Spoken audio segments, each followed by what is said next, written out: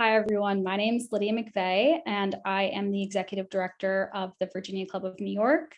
I am a 2021 UVA grad. I majored in political philosophy, policy, and law, and I'm joined today by one of my board members, Brad Scharf.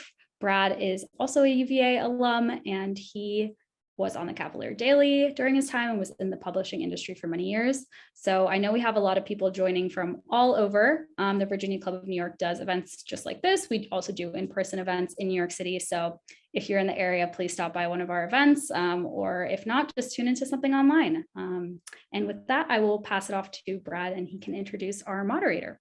Thanks all. Thanks, Lydia. As Lydia said, I'm Brad Scharf. I worked on the Cavalier Daily back in late 70s, early 80s. And just want to say we're thrilled to have Jack Hamilton with us to moderate this conversation. Jack joined the Media Studies faculty in the fall of 2014 and has a joint appointment with the American Studies program. He's a cultural historian who studies pop culture with everything from music to sports to journalism. He is an author of the award-winning Just Around Midnight, Rock and Roll and the Racial Imagination. Since 2013, he's been the pop critic for Slate Magazine, and his writing has appeared in The Atlantic, The New Yorker, ESPN, and many other venues. So Jack, please take it away. Sure, yeah, thanks everyone so much for coming. It's a real honor to be asked to moderate this panel. And yeah, we have like a really wonderful panel of journalists who I think will be able to represent like a really broad swath of the sort of journalism industry, both, basically where it's at today. And so I was asked it by way of introduction for each of our panelists, who's, I think their cameras might all be off at this point. So I guess I'll just sort of decide on who to call on first based on where they're arbitrarily located on my Zoom grid. But by way of introduction, I was asked to just actually prompt each panelist to say a few words about themselves, just sort of, and who they are, a little bit of maybe sort of personal narrative of their own career, what their position is, and also as a sort of icebreaker question, what the most significant journalism or sort of general media experience they had while they were a student at the University of Virginia.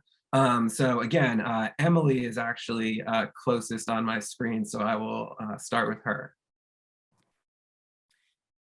Thanks, Jack. I am honored to be here with all of you guys tonight. Let's see, I am a sports business reporter right now. I started my career post-grad at Sports Illustrated, just doing strict, more traditional sports journalism. And that was a gig I actually got after, what was probably the most important and formative experience in my college career, which was an internship with ESPN that I got as a result of working at Cav Daily and taking some classes that they started to offer toward my third and fourth year, some sports journalism classes and some different broadcast and production classes that I know are still ongoing now. So I kind of tried to dip my toes in everything while I was there, but I really do have UVA to thank for getting me that internship and getting me where I am today. Great, thanks so much. Emily, were you a media studies major? I was media studies and linguistics. Okay, gotcha. Yeah, I know the people who teach those classes. They're great. Yeah. Next is Ben. Ben, would you mind introducing yourself and talking a little bit about your experiences at UVA? Sure thing. Thank you so much, Jack, and thank you for the UVA Club of New York for having me. I'm really excited to be part of this panel with some awesome fellow journalists here. I graduated from UVA class of 2019 as a politics and media studies double major. And since graduating about 10 days later, I moved to Louisville, Kentucky, where I've been part of the Louisville-Courier Journal since for about 3 years or so. I started off as a breaking news reporter covering a whole hodgepodge of different issues. And for the past year to year and a half, I've been doing business growth and development for the paper. Been interested in journalism since I was 13 when my dad first dragged me over to in the electives fair, middle school electives fair, to the journalism booth, and I've been keeping up with it since. And I would say my two most formative media experiences at UVA were one, Professor Anna Catherine Clay's sports journalism class. I don't know if I'd be a professional journalist without that class. She really gives you some great on the ground experience and just some wonderful encouragement. And I know she really, I felt empowered in that class and really wanted to stick with this. So I'm very grateful for her and for the media studies department as a whole. And then for the Cavalier Daily, that's how I met Emily and so many other amazing journalists, and some of my best friends came from that paper as well. It's our journalism school, since we don't really have a J school at UVA. That's where you get the on the ground learning. So that was incredibly important. I don't know where I'd be today without that. Great, thanks, Ben. Jamelle is next. All right. Thank you, Jack, for moderating this. Thank you to the UVA Club as well. My name is Jamelle Bouie. I'm an opinion columnist for the New York Times. Sorry, excuse me. I'm an opinion columnist for the New York Times and kind of an analyst for CBS News these days, not so much, but that's technically in my sort of job title, I guess. I have been with the Times since 2019. Before then, I was chief political correspondent for Slate Magazine in DC. And before that, I was a staff writer for the American Prospect Magazine, also in DC. I graduated from UVA in 2009 with a degree in political and social thought and also a degree in government. And the funny thing about formative journalism experiences at UVA is that I did not have any. I did not write for the Cavalier Daily, did not do anything journalism related in school. I read lots of philosophy and political theory, which has only, tangential relationship to my work these days, and kind of fell into journalism, not so much out of intention, but because I thought, I needed a job and I thought I could try working for a magazine. So that's my background in short. Oh, that's great. And that definitely represents, I think, like another path. I actually also never wrote anything for my college newspaper, and look at me now. But yeah, so that was all wonderful. I should also mention that one of our panelists is actually running late, Sheryl Gay Stolberg. So she will hopefully be joining us soon, and maybe we can get a little introduction from her when she arrives as well. But I guess I wanted to move on to the next question, which is I guess sort of related to the first introduction. But if you could each talk a little bit about maybe what you see as the most significant journalistic experience of your professional career, and like I guess that could either be something something you worked on that you're most proud of, something that you did that you see as most kind of impactful in terms of like your career trajectory. Yeah, just something that, if you had to, like, what would be the sort of first line of your journalistic biography, if you will. I guess we can start with Ben. I would say the most meaningful experience I've had so far was working with my colleagues on a quick turn investigation regarding our former governor, Matt Bevin, pardoned and commuted around more than 600 sentences and people in his final days in office. And it kind of grabbed a lot of national attention because a lot of these pardons and commutations were pretty controversial. They're not uncommon for somebody who's leaving office, but to do so many in kind of the dead of night was something we really wanted to bring to light. So I got to travel to different parts of Kentucky to talk to families of those who lost loved ones to people who were now pardoned and got their reactions. And we ended up winning the 2020 Pulitzer Prize for breaking news, which is an incredible honor. I love being part of that team. I learned so much from seasoned journalists, and it really helped build my confidence and chops and shoot other journalism getting on the ground, knowing that you have to knock on doors in order to get stories in some cases. So that was an incredibly important experience for me, and definitely a hard story to cover. Some of those families were absolutely heartbroken and had to kind of relive the whole process, the whole tragedy of losing a loved one or having a horrible thing happening to a loved one once again. So I'm really happy that we got to give them a voice and bring those stories to life and ensure that these pardons weren't just left in the dark as they often might be. Great. Yeah, Emily. So I'll preface this by saying that working in sports, I feel like nothing that I'm going to say is ever going to be as cool as or impactful as some of the things that folks like Ben get to do on a daily basis. But I will say, I think what's been most impactful in terms of my trajectory was actually making the switch from sort of sports reporting to sports business. I think the stories that you tell in sports business are much more similar to actual business reporting as opposed to sports reporting. And I think that has empowered me to kind of tell a lot deeper stories than just, you know, the score of a game or the outcome of a Super Bowl. Although I will say it was a lot of fun covering the March Madness championship when UVA won, but there's not a lot of depth to those kind of stories, right? Those are surface level stories where you tell people what happened. If they didn't see it, they want more detail and you kind of move on to the next event. And so I think switching to sports business has given me the opportunity to kind of take a much deeper look at what happens in sports in America and globally. And I think sports are so culturally significant that there are a lot of threads there that reflect other things happening in society. I do college sports and women's sports for us. And so I think the stories that I'm most proud of have been, you know, I've taken a lot of looks at the financials behind, you know, spending in the NCAA and where is money going and why is it going to certain groups and not to others? And how does that reflect sort of patterns that we see in society more broadly? You know, what restrictions are placed around different allowances and things that are allowed in NIL or allowed in sponsorships that impact one group of people, but empower another group. And I think those are the kind of stories that I've enjoyed and been the most proud of.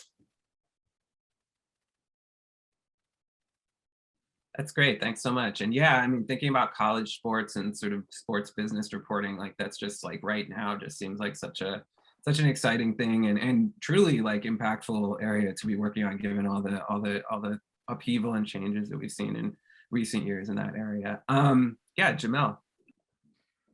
Sure. Whenever I'm asked a question like this, like two things immediately come to mind. And since they're pretty close together in time, I'll talk about them both. The first was my first year at Slate was 2014. And that summer, I went out to Ferguson, Missouri, St. Louis, Missouri, to cover the shooting of Michael Brown and the subsequent protests and everything down in Ferguson in that area outside St. Louis. And that was a hugely formative experience for me, both in terms of just straight reporting experience of doing the kind of shoe leather work to build a story. It was formative for me in terms of witnessing and experiencing kind of the police response to the protests, seeing people, you know, being tear gassed, all that jazz, being in the mix. That was didn't make my parents too happy when I was like, yeah, I've been in St. Louis for the last week, and I saw that happen. They were like, oh, you should have let us know.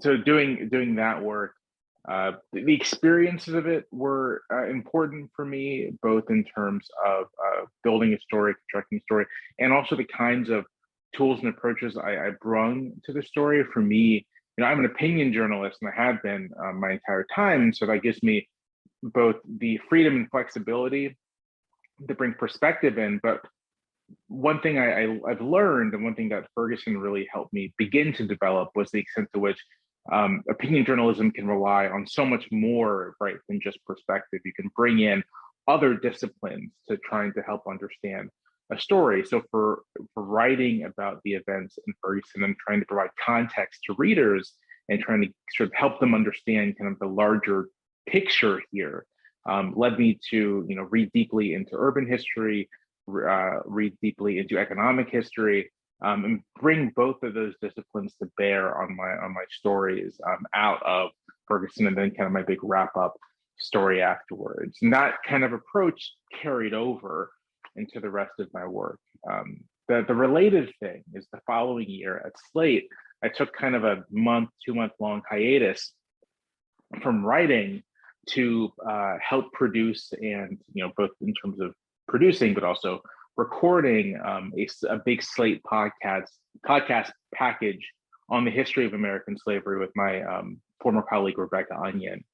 We did lots of deep research, we wrote scripts, we interviewed historians, and put together this 8-episode series trying to trace the history of US slavery from, you know, the 16th century to the 19th century.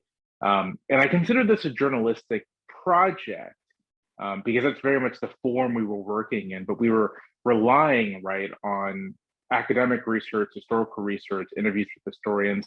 And what this did for me as a writer, and how it really shaped my career going forward, was sort of impressing on me this idea that you can use history in this journalistic fashion, not to make kind of rote one-to-one analogies between now and then, but to kind of treat, the cliche is journalism is the first draft of history, but to actually treat history as sort of a resource for illuminating the present and for providing context for the present, and also for telling stories that people might not necessarily know. And so that, that more than anything, that podcast series is what shapes my current work at the Times, which is very much focused on deep reading in American history and bringing that to bear on contemporary events. That's great, and that actually that leads like kind of nicely into the next question that I was going to ask. Since all three of you work on like we have a pretty wide range of sort of journalistic positions here in terms of Jamelle being an opinion columnist who mostly is focused on the sort of national level, and then Emily, who works in sports and as a sports business reporter, and then Ben, who's working more, I would on the sort of on the ground local level. And I was wondering if each of you could talk just a little bit about sort of how you approach your job almost on a day-to-day basis, your process, maybe like what your sort of average week is like, and like how you see what you do as being maybe particularly specialized, but also fitting into a maybe sort of broader ideal of a sort of journalistic project more broadly.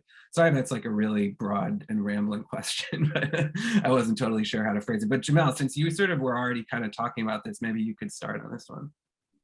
Sure. So like I said, I very much see my position at Times Opinion on the opinion page as not so much offering, my take of the week or takes of the week, because those are honestly very boring, but to kind of use the resources at my disposal to bring context, to raise interesting questions, to try to encourage readers to think broadly about American politics, or maybe to rephrase it, to think about American politics in broader terms than simply Democrat, Republican, who's winning the election, who's losing. In practice, what that often looks like is I'm constantly reading. I always have sort of like a couple books on deck. Some of those are kind of directly related to interests that I'm exploring in the column. I've been a little obsessed with sort of the early American Republic and kind of the amounts of experimentation and change that are happening in that period. But also, reading other things just for my own edification. And because I found that reading broadly and widely just helps stimulate the mental juices, right? So you never really know where an idea is going to come from. And reading broadly can help generate lots of different ideas in different directions. And so I'm reading a lot. And then also obviously paying attention to the news and what's happening. And sort of my method is, I have 2 columns a week. And so my method usually is for my first column early in the week to really be focused on something that is happening immediately, like right then in the news, but sort of trying to take an historical look at it, or if it's history related, tackling that angle, something of the sort. And that has to be written very quickly, just because of the nature of the deadline. And so I'm often on the phone, beginning first thing Monday morning with my editor, and then whomever else I need to talk to for doing the column, dipping in and out of research. Living in Charlottesville, and it's been quite helpful because VA residents can get access to the UVA library with just like an ID card. So I'm actually in Clemens a lot these days, doing research, and then I'm writing, and the writing is usually the last part. You kind of get into a rhythm with these things, and so it doesn't actually take me that long to write a column. My end of the week column can usually be a little deeper and a little less sort of tied to events, and so that's how I treat it. I usually treat it as an opportunity to like kind of go into my own little hobby horses and interests, and pursue them and talk about them. Sometimes in the context of current events, sometimes not at all. It just kind of depends on where things go. But the method is much the same. Lots of research, lots of reading, lots of talking to people. I write everything by hand first, which is a kind of a useful practice that helps me, helps me think and helps me brainstorm a bit better than typing things up, and going from there. Great. Yeah, Emily, would you like to say some stuff about your sort of approach and process? Sure. I think something that Jamelle touched on that is, I think, part of journalism, no matter what your beat or what you cover, is just kind of staying on top of what's happening in whatever beat or world that is. And I think that's where a lot of the reading comes in as well, and just paying attention to, in my world, what sporting events are happening, what significant things are coming up, what seasons we're getting into, and what storylines might come with that. But I think a lot of my process starts with, I always say I try to see the forest through the trees. And I think sports, you can kind of take a look at individual teams and see what's going on there. But I always, at the beginning of the week, kind of try to take a step back and see what is happening, maybe that ties news in different teams or leagues, organizations together. And I think that helps me kind of work through some bigger picture story ideas. And then the rest of our day-to-day kind of just depends, like I said, on what season and what sport is happening. And then what news is tied to that. If it's an off season, you're paying attention to, trades and new contracts and that kind of stuff being signed. If it's in season, you're thinking about a whole different slate of stories and content. And then obviously, paying attention to news that's breaking in sports business that looks a lot like a team is sold, or there's something like what's happening with Washington Commanders, where the government is getting involved, and there are different letters being sent that people weren't expecting, that you kind of have to react to and make sure you keep a pulse on. And I would say my biggest focus in all of that is just always trying to stay, as many steps ahead of our readers and our audience as I can. And that's making sure that I always have a clear understanding of what's coming in my beats, so that I can have stories and content ready that actually enhances their experience as a fan and adds context that they probably wouldn't have otherwise. And that is always the end goal in anything I'm doing day to day, is making sure that you're adding value to the conversation instead of just kind of regurgitating facts that are already out there. Fantastic, thanks. Yeah, Ben. Well, Emily and Jamelle, my dog is a huge fan of what you all are saying, because she decided to come join me in this room while you guys are speaking. So I pop up on the screen here. I completely concur with what both of you said, though, as far as really trying to stay on top of things. And Emily, I really like the way you phrased that, staying ahead of readers. That's kind of the value I think we all can add when we specialize and read up and, access to public records or talk to the sources that can give us a more informed view and try to help them, enhance their understanding of what the world is around them as well. No one day looks exactly the same for me. It can be a really quickly changing environment. Sometimes I have to serve as a bit of a utility player, since we're a staff of 40, which I think is kind of large for a local newsroom, but still there are sometimes if somebody's gone from the breaking news desk, we have to step in and help out. And I really love my colleagues and respect that I think we're all kind of willing to do that. When it comes to really being able to focus on business, I focus on both short-term and long-term projects. So in the short term, I do a weekly column covering a local business or national closing or opening in the Louisville area. I've really enjoyed that. I've gotten to know a lot of good local business owners and then try to help tell their stories if they're closing or opening, or if there's a big national chain coming in that people are getting really excited about. It's fun to kind of have the inside scoop on that in order to stay on top of that. And other stories I do, I regularly, hawk our public records database, specifically when it comes to planning and design applications. It's a really rich resource that I try to tell readers to use because anybody can access it. It's open to the public entirely, and it can be a little bit difficult to navigate. It's a little bit of an archaic website, but it's a really cool resource for knowing exactly what's coming in as far as retail, coming in with housing developments. And a lot of my good stories have come through that just by regularly checking different commercial alteration permits or zoning permits, things like that help out a lot. So that's one part. Another part is just talking to people in the community as much as I can, whether it's business leaders, developers, neighbors, just to figure out exactly what's going on around Louisville. And that's it's impossible to be everywhere at once. And I think something I've learned over time is that you're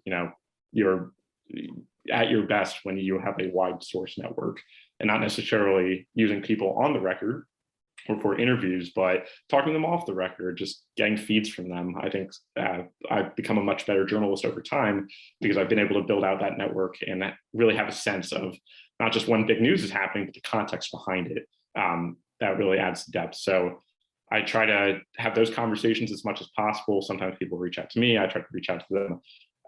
And then when I can, I try to work on longer term projects. So my colleague and I, her name's Sarah, just published a 3-story package on kind of childcare issues within Kentucky and how a lack of affordable, high quality childcare has really driven women and mothers out of the workforce. And the numbers were really jarring here. I know they're jarring across the nation, but we wanted to tell their story. We thought there was a gap in Kentucky with this type of reporting, including at our own publication. And we wanted to step up and do that and talk to economists, workforce experts, mothers, childcare centers to really try to dive into the policy and its implications and what's happening to mothers. And hopefully maybe there will be solutions in the future, but I know it's kind of a difficult situation. So it's a lot of different things at once. And I really enjoy that constant stimulation and adrenaline that comes from this job. Though sometimes it can be hard to remain on top of everything. Awesome. Yeah, so I had there's one more sort of broad, maybe general question that I was going to ask, and then we'll move on to the sort of audience question portion of this.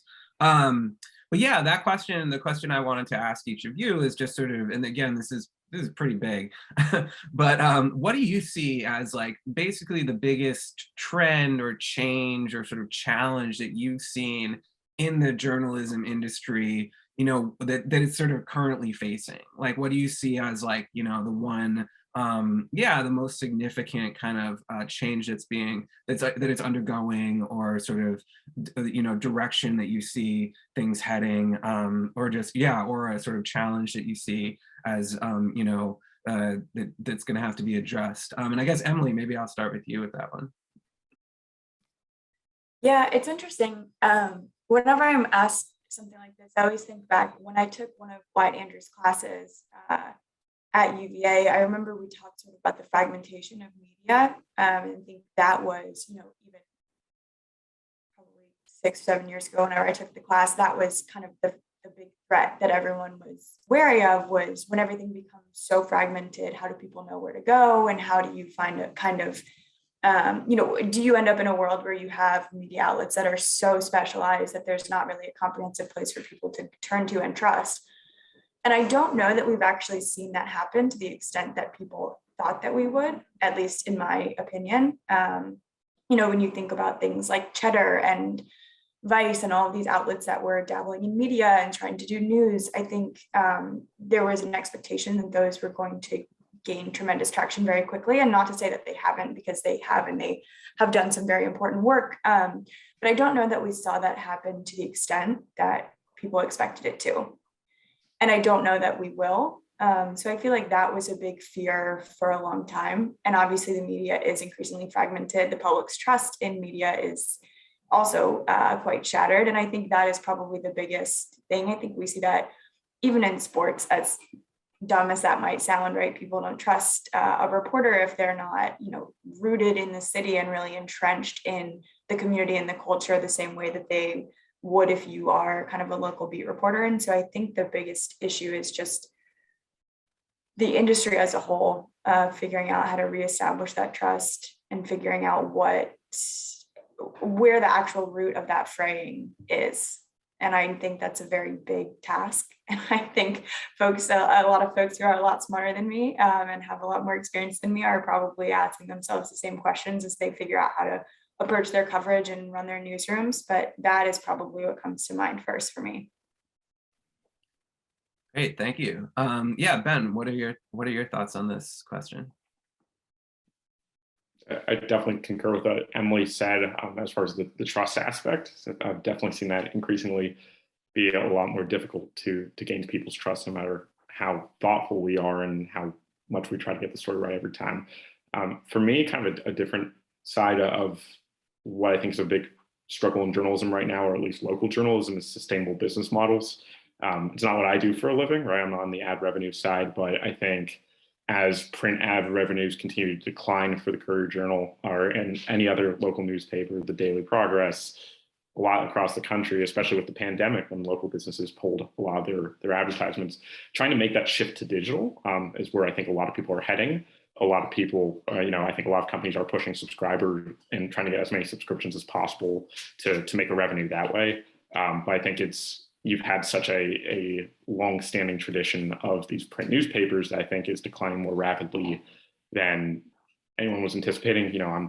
I'm 25, so I wasn't around when newspapers were like, full strength, strong, especially at the local level. But I think our readers lament a lot the fact that we're now going down, or we've been down to 6 days a week in Louisville, for example. And I think trying to figure out that component of really making that pivot to digital is something that there's a really smart group of people at the Courier-Journal working on. But I think it's definitely a tricky thing, because I think that the pivot has come a lot quicker than anybody was anticipating. Great, thank you. Jamelle. I agree with the problems of fragmentation and the problems of sustainable business models, especially for local journalism and to a certain extent national publications as well. The thing I think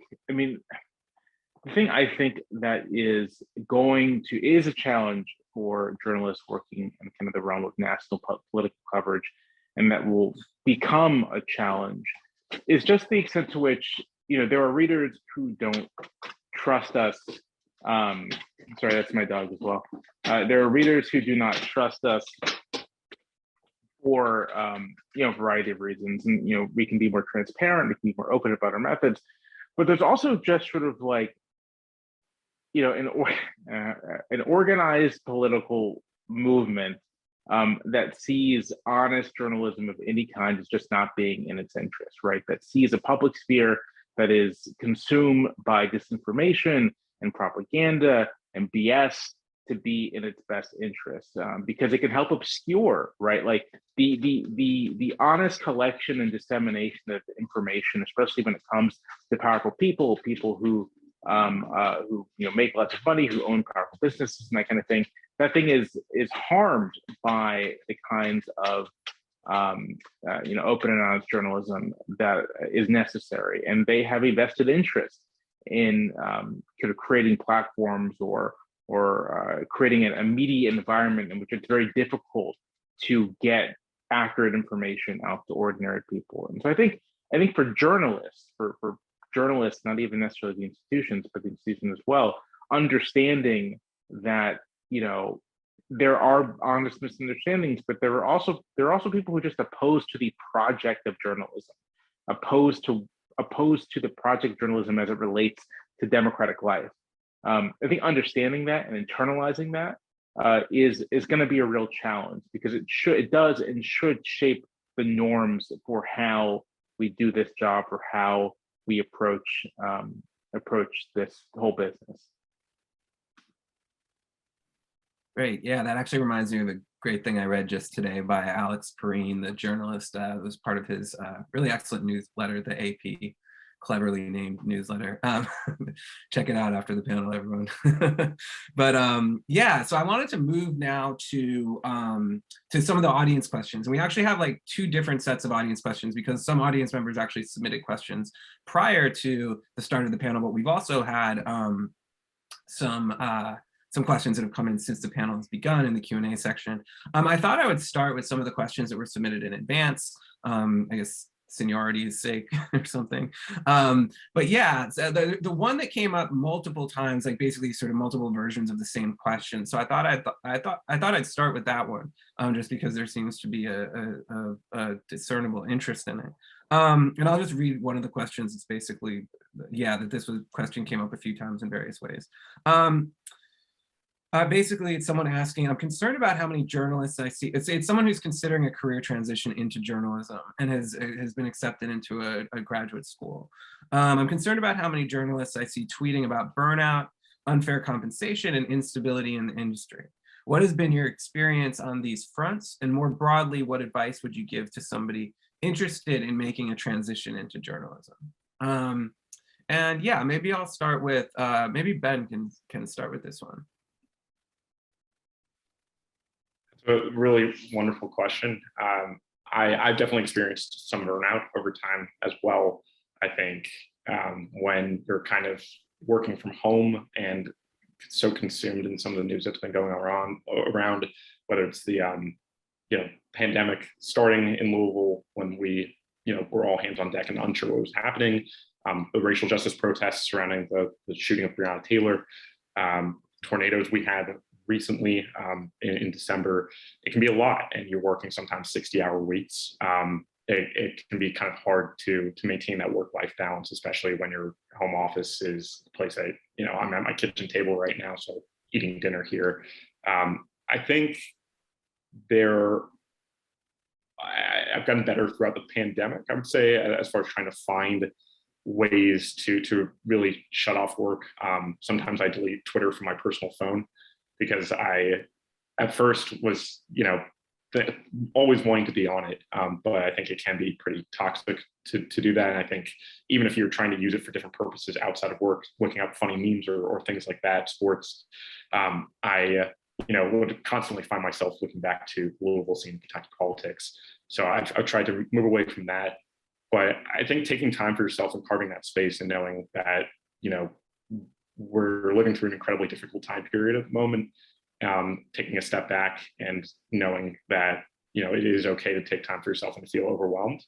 I think, I don't know if journalism particularly faces the burnout issue, or I think everyone's facing a little bit of burnout, whether you're a journalist or not. But I think because we care so much about our craft and so much about the communities or subjects that we're covering, that's really easy to throw yourself completely in there. And I think that you can still do that, but try to find the moderation.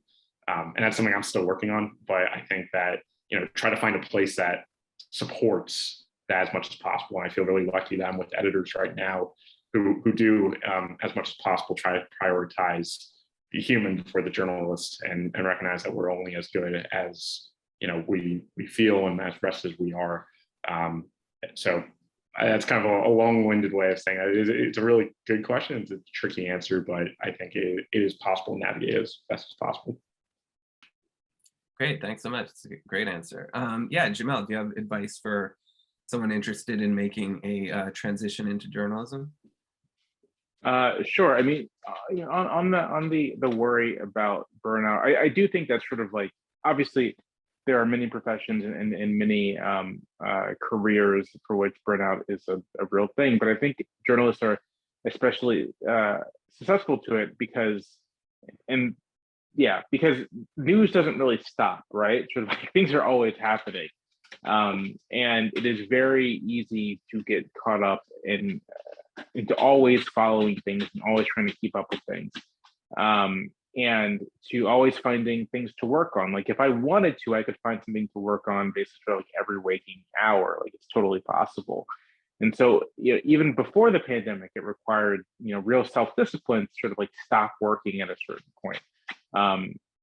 These days, like life makes it easier. Like I have young children, and so sort of like I need to, so they don't grow up thinking that their father did not care about them.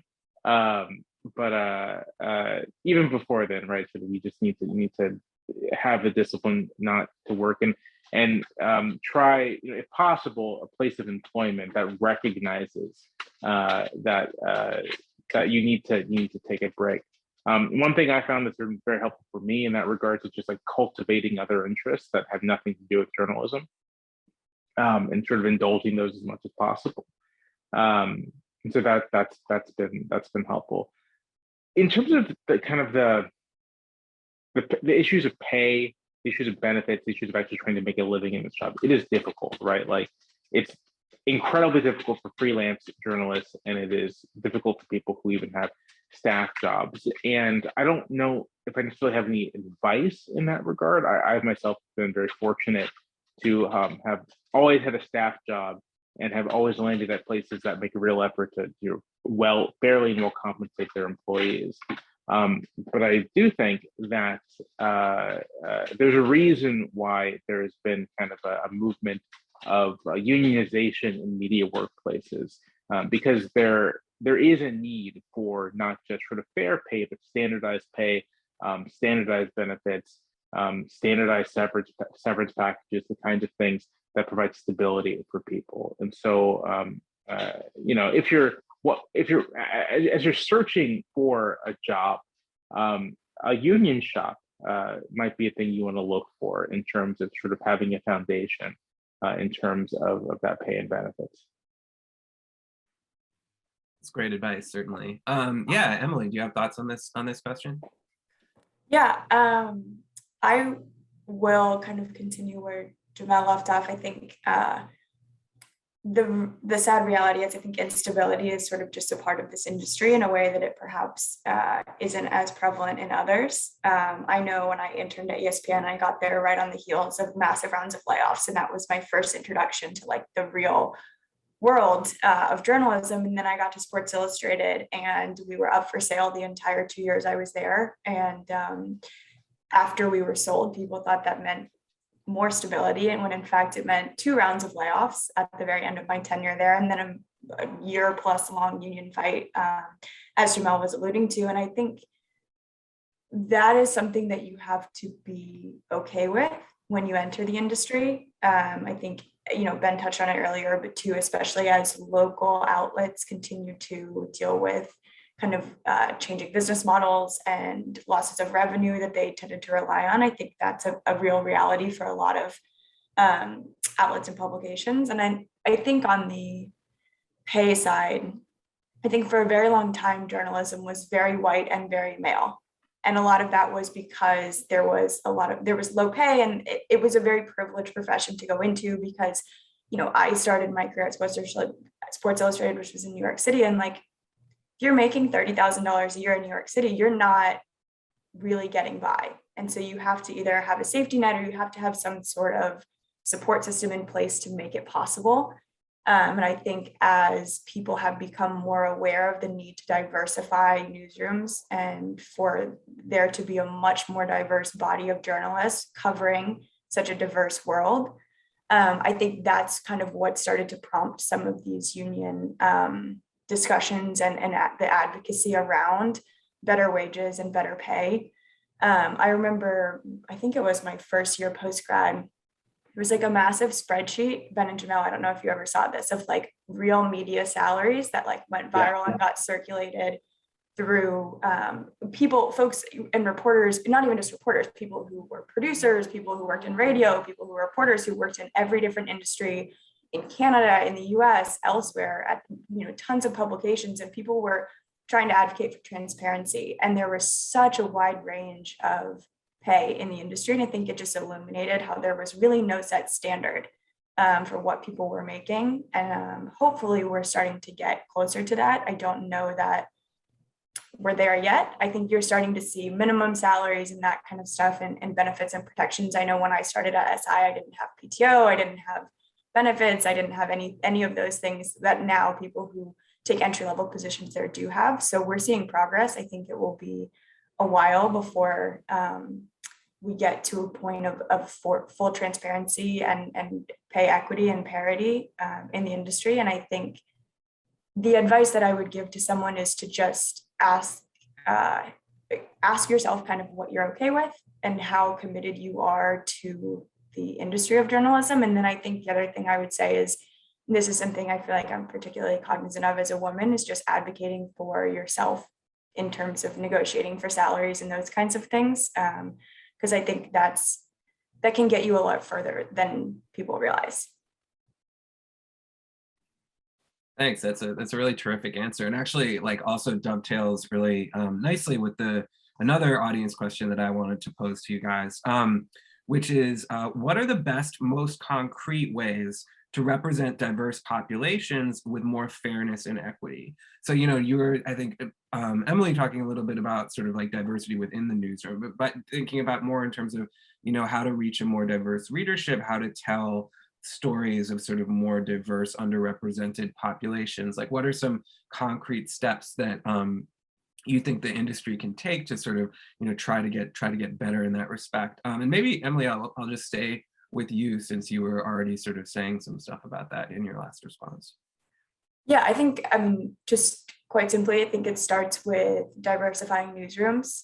And I don't think that's just a gender or race issue. I also think it's diversifying the thought of newsrooms. I think journalism is a very kind of who knows who industry, and a lot of jobs are gotten and given because you know someone who knows someone, or it's an editor who you worked with before. And so I think just there needs to be a greater intentionality behind hiring and continuing to reflect the groups that we're covering, but not only the groups that your outlet or publication currently covers or serves, but the folks that you want to cover and serve.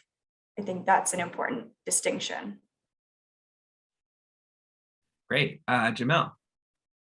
I mean, my answer is pretty much the same. I think it does start with a diverse newsroom. And in addition to, race, gender, and thought, I would also add sort of like class and geography, right? Like so many newsrooms, especially in national media, are comprised of people with elite educations from elite schools, whether, college or elite high schools or whatever, from, big coastal cities. It's sort of, it's even when you're looking at intellectual diversity, you're often looking at people who are coming from the basically same social background. And so I think taking seriously the idea when it comes to national media, at least, that like we are covering the country and covering communities within the country, and taking seriously the idea that means sort of having reporters and journalists and editors and all sorts of folks coming from across the country, from all sorts of different geographic and class backgrounds, is very important. Awesome, thanks. And yeah, Ben. I completely concur with what Emily and Jamelle said about diversifying newsrooms. And just one thing I wanted to touch on is I think a lot of newsrooms tout how many quote unquote diverse hires they make, but I think retention is a huge issue that kind of maybe some executives don't pay as much attention to. So I don't think it's enough just to bring in people of diverse backgrounds and diverse identities, different identities. But I think there really has to be a structure to ensure that people of different backgrounds are getting the same opportunities and raises that, as Emily was saying earlier, white men maybe who are affluent or who are highly educated, things like that. I think that newsrooms, just from what I've read and seen, don't seem to do the best job sometimes at this retention. And if you're looking at the Great Resignation numbers, a lot of media, I think a lot of it tends to be non-white people in general. So I think that's something that should receive a lot more focus. I know what Jamelle was saying earlier about a lot of union shops, I think are pushing for that and trying to highlight that issue. But I think that's going to be really important, that you're not going to have a diverse newsroom unless you can hire all you want to, but unless you're not really thinking of ways to make sure that people feel welcome and wanted, you're not going to have those diverse newsrooms. Well, I'll add to that: welcome, wanted, and paths for advancement and career advancement as well. Sort of, it has to be the full package there. Great. Thanks, everyone. So I wanted to now turn to a few of the questions that have been coming in. I can turn back to some of there's a few other good ones that came in beforehand that I can turn back to, but just to give a little bit of, Lydia's been dropping some of these helpfully into messages to me. So this is actually, I think, a really interesting one that I think a lot of people would be interested in. This is a question for all, but particularly Jamelle. I think it's just Jamelle because of Jamelle being an opinion columnist, but I think this is probably something everyone might have a cool answer to. Can you think of an example when you successfully changed someone's mind, or when someone reached out to you to express or explain the impact of one of your pieces on their thinking? It's like, have you ever had like a particularly sort of gratifying reader response to something you wrote, like, an experience that really kind of made you feel like you got through to someone on a sort of granular individual level? So yeah, I guess I'll ask Jamelle that first, since he was sort of named in the question, but I'd also be interested in hearing Emily and Ben's responses as well. That's a great question. And it's interesting because, especially at the Times, I've kind of really been out of the business of like direct, persuasive kinds of writing, right? Sort of like, I don't often do this sort of thing where you're saying, well, I believe this about X, and I want you to believe the same too. So here's how I'm going to get you to believe this, or agree with me, or whatnot. More often, my writing at the Times and the stuff that I've been, most happy with has been of the kind of like, explainer context genre, making a point, but often making a point about something that people necessarily haven't really thought of.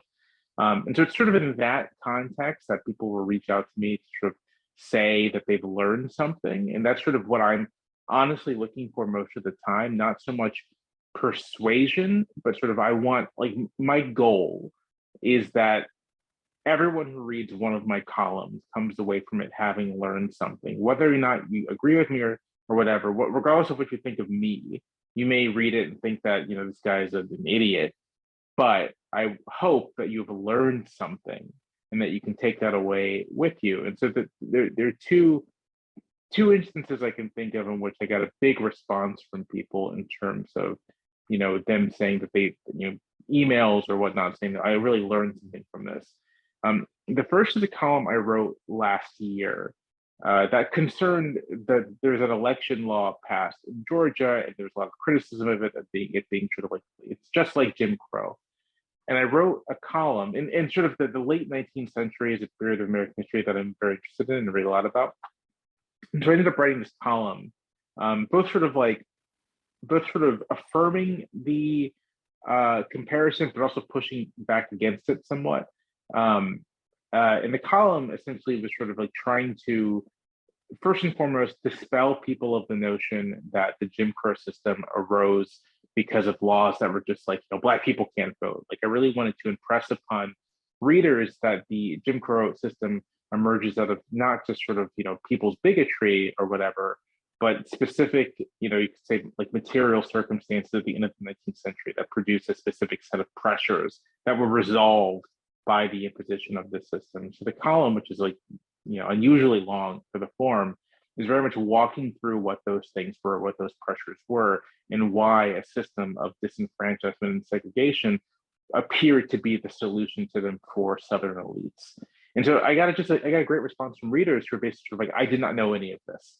I did not know about the relationship between, say, the populist movement and the imposition of Jim Crow. I did not know about the extent to which Jim Crow disenfranchised white voters, large numbers of white voters by design, all sorts of things like that. So that was very gratifying, just sort of in terms of like, here's something for you to learn. And in a similar manner, very recently I wrote a column about the Articles of Confederation, which is a thing that I'm a little obsessed with, which is weird to say out loud as I'm saying it. But I'm interested in the Articles of Confederation because I'm interested in sort of just different institutional forms within kind of like the history of US democracy. And so I wrote a column, that's, arguing that the constitutional change doesn't really come out of, people deliberating. It comes out of responses to crises within the system itself, and that the 1780s were like a long decade of just like recurring crisis. And again, it was both people responding saying, I did not know about these things that happened in this decade, but also people sort of like responding, because there are questions I raised at the end of the column that were sort of like, think about what kind of crises facing American life now that may prompt big institutional changes. And so people kind of responding and kind of going back and forth with me about that question was really gratifying. Again, this isn't really persuasive, right? This isn't me saying sort of like, here's why you should change your mind. It's much more of here's how to think about these things in this way, in this broader way, and here's some implications from taking that perspective. And when people respond to me essentially saying, I'm using that as a way to think through these things, I'm very gratified. Great, thanks. Ben. I agree that I don't do much persuasion in my writing, but I do strive to inform. As Jamelle said, I really hope people learn something through my reporting, whether that's context or new facts. And I think two examples I can think of off the top of my head that kind of exemplify that and I found really gratifying. One was during Kentucky's primary election. So this is June 2020. pandemic fog. It's hard to tell what time it is anymore. But there was Kentucky generated national headlines because Jefferson County, where I live, Louisville, population of, Metro Louisville, 600,000 million, Jefferson County only had one primary polling location, which on its face, you look at that and maybe raise an eyebrow. And maybe you can look at it even after understanding the context of the early voting and expanded voting access that Kentucky had. But initially people looked at that, and people from Hillary Clinton to LeBron James, I think a hashtag got going called All Eyes on Kentucky. And there was the state received a lot of heat for it. I think in my reporting, I tried to show how this was actually one of the more accessible elections that Kentucky has ever had. It was a very low bar to begin with. Kentucky has one of the earliest closing times for polls in the nation at 6 p.m. There was you had to have a reason to get an absentee ballot, so there was no excuse absentee ballot voting. There was no early voting before this election, and there was a bipartisan compromise between the Secretary of State, Governor, to really expand that, to have that voting for weeks, and to allow everybody who wanted to have an absentee ballot to get one. That's how I voted. So I think in that reporting and kind of showing the impacts of that, trying to talk to voters at polling stations who really enjoyed early voting, I think that I got some really good reader response nationally from that to say, I didn't really fully understand the picture of what was going on in Kentucky, based off that one polling location alone, which I think you can debate on its own, one polling location for an entire county for a primary. But I think the context really helped show some of the nuance there and kind of spurred forward conversation, and not the reporting itself, but there was further legislation last year to expand early voting, which was neat to see. I think the second example is one that I brought up with childcare. I think there were a lot of readers who reached out, or I know there were a lot of readers who reached out to me saying I didn't realize that it was such a big issue for mothers who, overwhelmingly, not in every case, but overwhelmingly the child care and responsibilities go to. There was a lot of male readers who were reaching out, some who were skeptical, but others who seemed to have a greater appreciation for the unpaid labor that mothers have to put in and the sacrifices they have to make, and the difficulties of being a parent of a toddler during a pandemic, when a child care center might shut down, and then you have to find out exactly what to do for those 2 weeks, if you're working a job or if you're at home. So that's one where I was really happy to dive into that data to do a comprehensive package, and I always feel like we're doing something right when we get a lot of reader response. Sometimes it's a lot of hate mail, but I feel like that was really interesting to see the wide range of responses there. Great, thanks. Yeah, Emily. So I will dovetail off the end of Ben's, because I feel like in sports, a lot of mine is more people telling me that I'm wrong. You will never convince an Alabama fan of anything that they do not believe about Nick Saban and Alabama football. Or people telling me that no one cares about women's sports, which is another one of my favorite lines, or that women's sports will never make money. But I think there are stories that we've done that have had an impact on a company's policy or an athletic department's policy or a league stance. And I think that's probably where I get more feedback, being on the sports business side, where you're reporting on the actions of companies and leagues and folks who are tied to them. The one that comes to mind is I did a story about tampons, of all things, and feminine hygiene products, and how this was probably 9 months before NIL went live. About 50% of Power 5 athletic departments across the country had policies in place that prohibited their athletic departments from doing any sort of sponsorship deals with anything tied to feminine hygiene. So it was right alongside porn and gambling and tobacco and alcohol products. You couldn't partner, you couldn't have Tampax sponsor your women's softball team.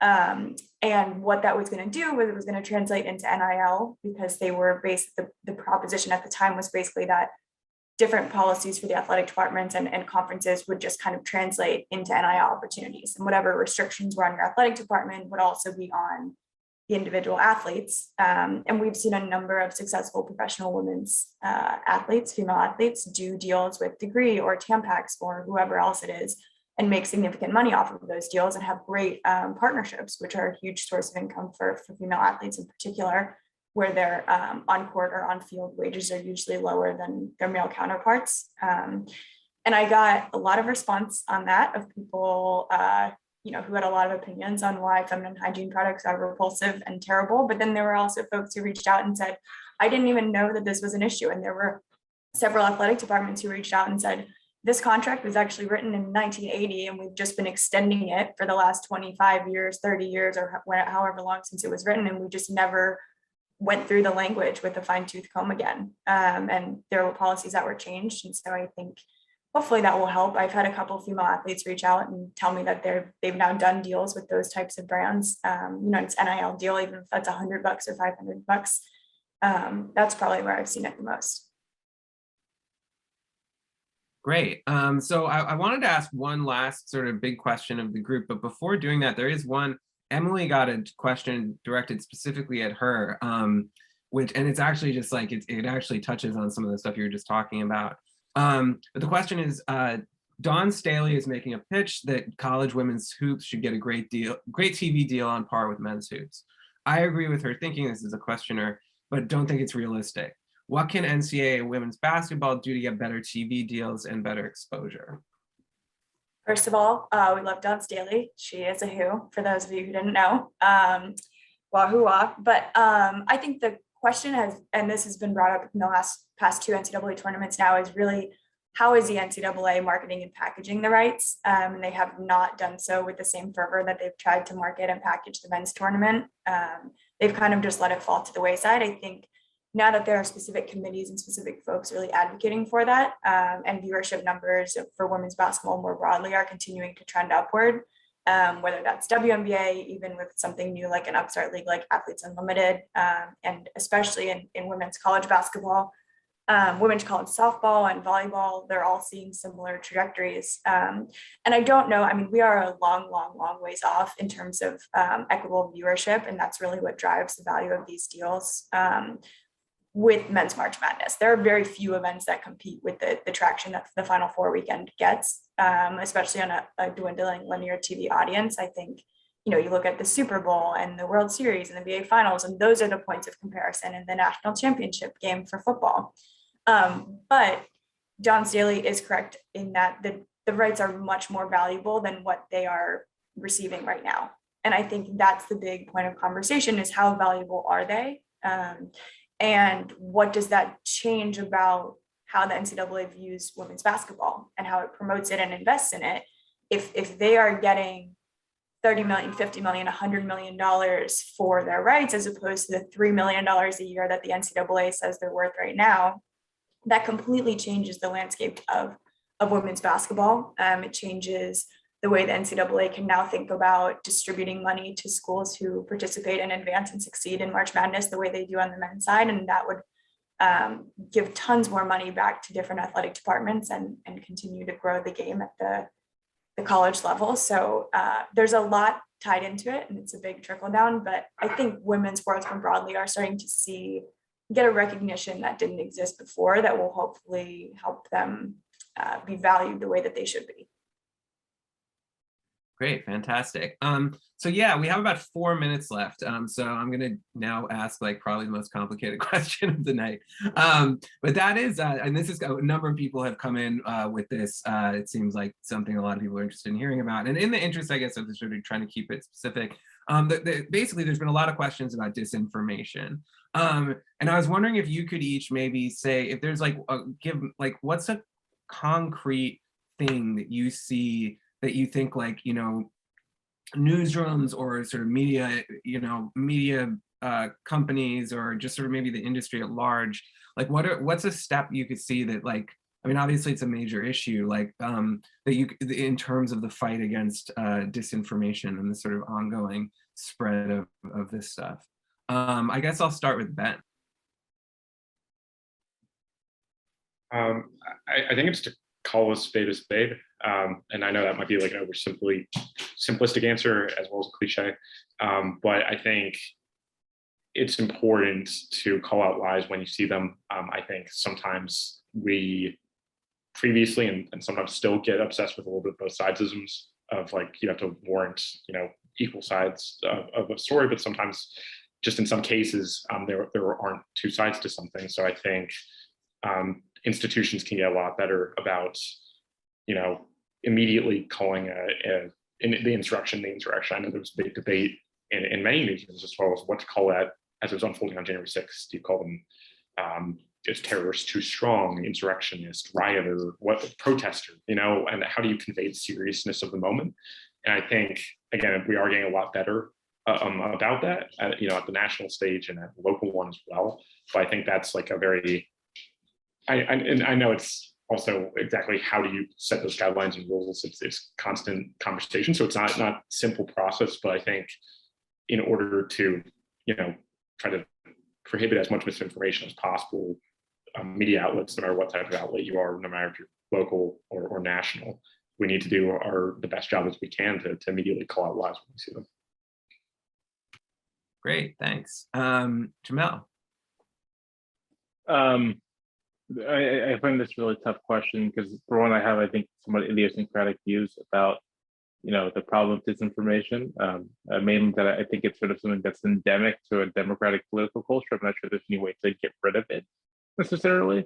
And while journalists and journalistic institutions can take steps to call a spade to more explicitly counter false narratives when they come up in whatever field is being covered. I think that the modern problem of disinformation is more, you might say, political than process-based, right? Sort of the problem has to do with political actors who see an interest in the creation and dissemination of disinformation. And so then the solution must likely also be political, must also be by forces within the world of politics pushing back against that. And I just don't know how much journalists can participate in that fight. So yeah, this is a very unsatisfying answer to your question, Jack. But like I almost think that the disinformation problem is one of those things that journalism can play a part in addressing as best as we can, but that we're not going to be the generals in charge of the fight here. Sort of like this is fundamentally a political fight that has to be fought on political grounds. Great, thanks. And we've now been joined by our fourth panelist, Sheryl Gay Stolberg. Sheryl, welcome. And since you volunteered in the chat to answer this question, which, as you may have surmised, is a question about steps that the media industries can take to combat disinformation. And you have volunteered to answer it. So yeah, so take it away.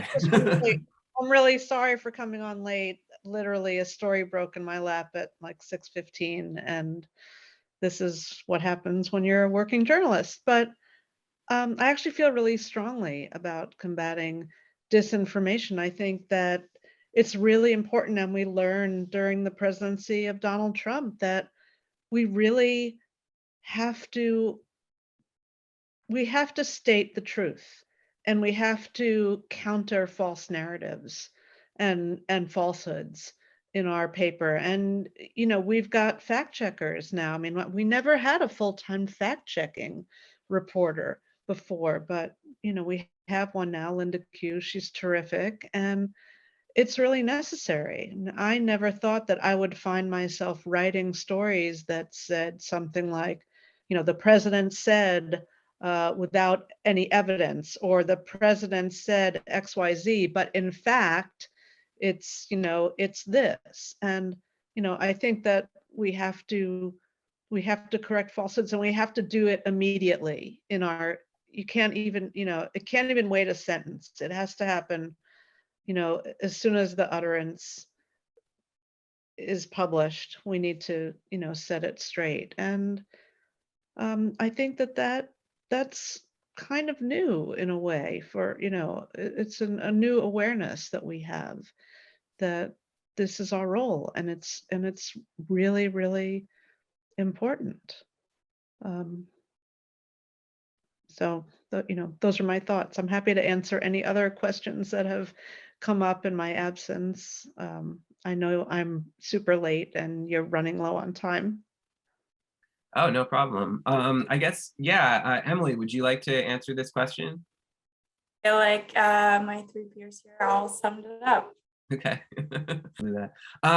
So we're sort of running up against our allotted time, but you know, maybe we can, since Sheryl has just joined us, it's the organizer suggested maybe we could ask one more kind of bonus question if people are able to stay on for a few more minutes. If not, that's, I totally understand. But yeah, the bonus question that has been submitted.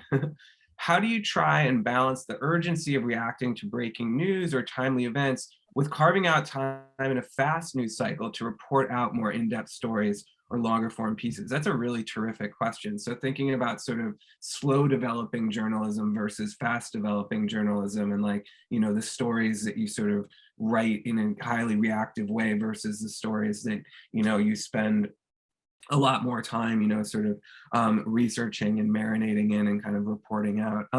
Yeah. So how do you all of you see that balance in your work? And maybe Sheryl, we can start with you. So I think about that in two ways. I think about it paper wide, and I think about it just for me personally. And for me personally, it's hard because I do have breaking news stories, and yet I would like to devote myself to longer term pieces. And sometimes that's a struggle. One way I've achieved it is by partnering with investigative reporters. Last year, I worked with my colleague, Chris Hamby, and he's a full-time investigative reporter. And we did a lot of work that I'm really proud of in exposing a company that bungled a coronavirus vaccine manufacturing. So that's how I approach it on a personal level. I really do try to balance, but on a newspaper-wide level, we've balanced it by having an express desk, what we call the express desk, which is a breaking news desk. So there are actually some reporters who are simply focused on breaking news, and that's all they do. And I'm sure it's also no surprise that we have, you know, investigative teams and investigative reporters, and that's all they do. So, but there is a tension, and especially with the 24-hour news cycle. You know, when I started in this business, you came to work, you covered your whatever you were covering, you wrote your story, it was 6 o'clock, it got edited, and that was it. You know, now we have constant news demands and news breaks at all hours. And, you know, sometimes we're super busy just keeping up with breaking developments. But it's important for me to be able to break away and do deeper, more meaningful work. Great, thank you very much. Yeah, Ben, do you have thoughts on this? Yeah, I completely want to echo what Sheryl said. As far as I feel like one of my top complaints at my job and from my colleagues is just not having nearly enough time to work on the enterprise because there's just so much breaking news. I think there's also such a pressure to produce frequently. When going back to what I was saying earlier about the digital subscription models, you have to kind of keep that website fresh as much as possible.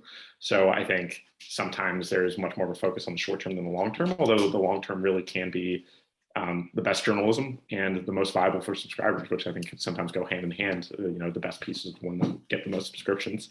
I think personally, I like to, as also what Sheryl said, I like to partner up with people. I think there's a certain accountability to that really helps me out. If it's me on my own, it's easy to push assignments back, or for an editor to ask me to push back. Whereas if I'm working with somebody else, you know, I think that we hold each other accountable and we create a schedule. And I think editors, especially if it's a cross-beat collaboration, it's likely to be a bigger story of some sort or more enterprise, and editors are more likely to respect that space, which I really appreciate.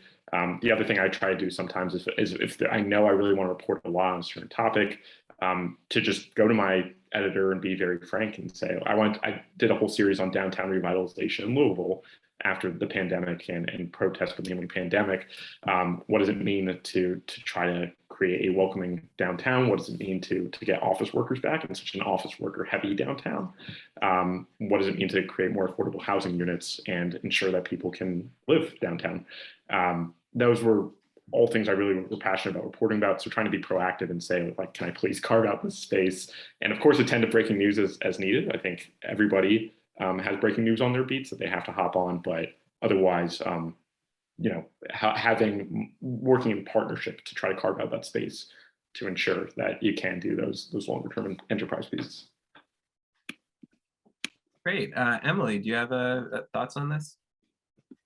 Yeah, I'll just chime in quickly. I think sports is often less pressing, perhaps, than other breaking news. And I think different outlets in the sports industry kind of take a different approach. I think we at Sportico have kind of decided that unless it's news that we can break, if it or a massive deal, right? If the Denver Broncos get sold tomorrow and we don't break it, we'll probably still write about it.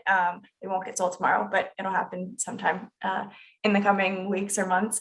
But beyond that, we have kind of a luxury, and this was a decision we made of taking a step back and not trying to chime in on as much breaking news until we have something to add to the conversation, until we can do a deeper dive or take a bigger look at the broader picture. And sometimes that means, sharing it on Twitter or on social media from whoever is breaking the news so that our audience knows that we know that this is happening, and then, writing that something is coming and that X writer is taking a look at this breaking story, shoot them a DM if you have a question or if there's something particular you want answered. But I think that is specific to our industry, and there are many, whether it's political magazines or probably less local news outlets. I don't know, Ben can correct me on that, but there are other outlets I'm sure who take a similar approach.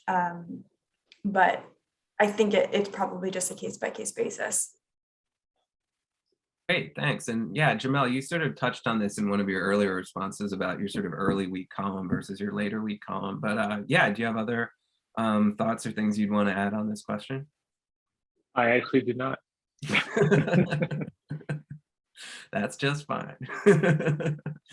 All right, well, I think I'm now turning it over to the event organizers. I want to thank everyone again for participating. And yeah, this was a really terrific event. So I guess I hand this over to Lydia, who's popped back in.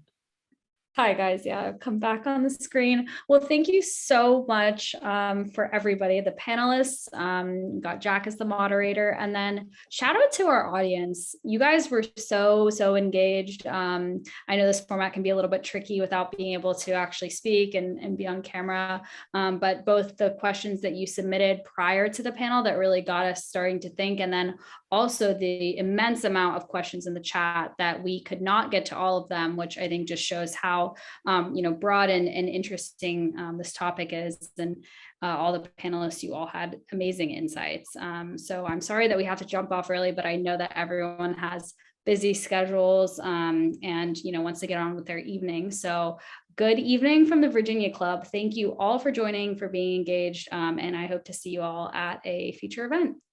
Bye, everybody.